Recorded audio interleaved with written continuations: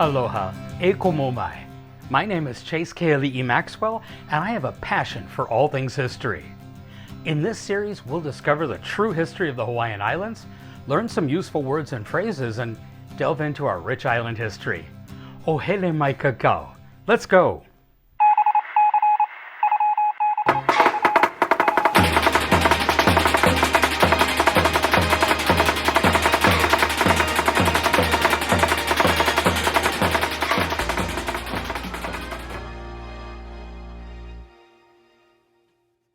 We've actually had television in Hawaii since KGMB went on the air in, 1952.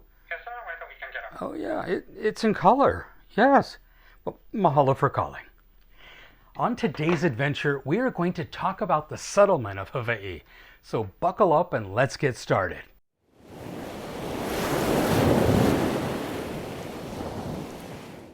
The Hawaiian Islands were first discovered by Polynesians traveling from the Marquesas Islands somewhere between the year 1000 and 1200. And the islands were settled by the Polynesians somewhere between 1219 and 1266.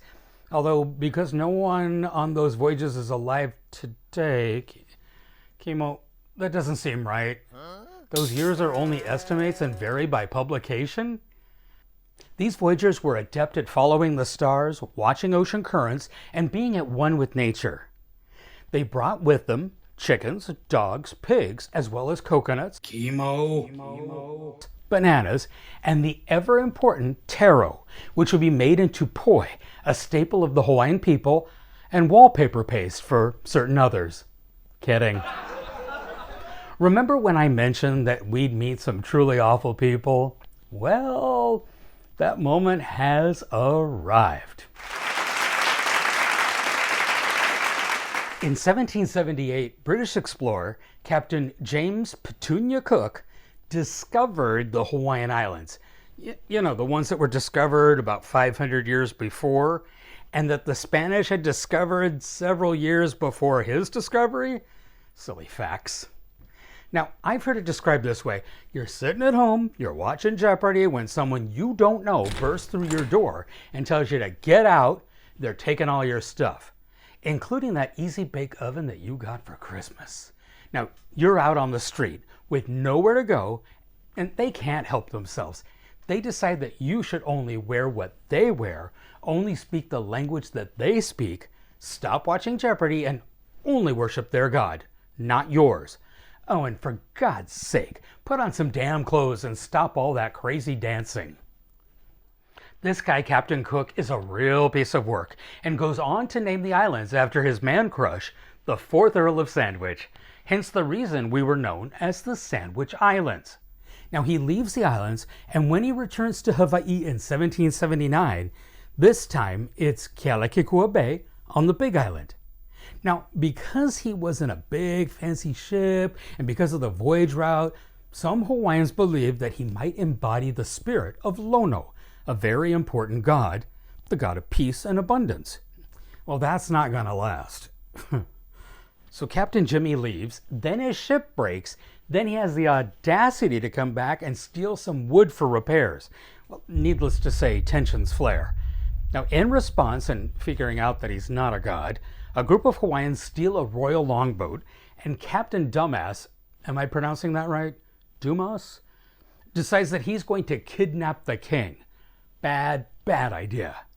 This is also the time when the king realizes, hey, wait a minute, this guy is not a good guy. So, and I can't make this up, a kahuna or a priest distracts Cook by throwing a coconut at him, and thousands of the king's army form on the beach. Cook is struck in the head with a blunt object, then stabbed in the neck. 6 more British officers were either injured or killed. Now, today, an obelisk erected in 1874 stands in Kealakekua Bay as a tribute. Why? I mean, this guy made some cool maps, but he also had his vulgar way and brought insects, a hit list of diseases, and like most colonizers, wasn't real respectful of the Hawaiian culture or people. Use your imagination. Despite rumors that Cook was eaten by Native Hawaiians, in the end, Cook's body was either burned or boiled, and because bones were considered sacred, those were kept.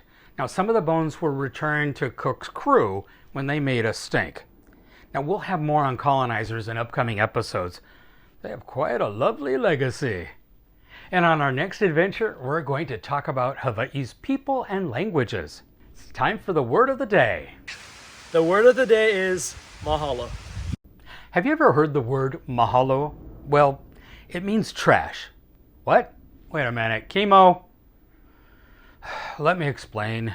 The trash cans at Hawaii McDonald's are marked with the word mahalo, which actually means thank you. Like, thanks for putting your trash in here. The word mahalo most likely comes from the Proto-Polynesian masalo and translates to thanks, gratitude, or admiration. Now, the proper response is aoli pilikia, but, we'll leave that for another day. We'd appreciate you gently caressing and lightly stroking the like, subscribe, and notification buttons so that you never miss an episode. Now, if you have an idea for a future episode, please leave it in the comments below. We'd love to hear from you. Now, we upload new adventures every Monday. Also, remember, the aloha spirit is alive and well, and that we all need to be kind to one another. Well, until our next adventure, aloha and mahalo. My name is Chase K.L.E. Maxwell. This is Chasing History Club, where we are sharing the aloha one story at a time.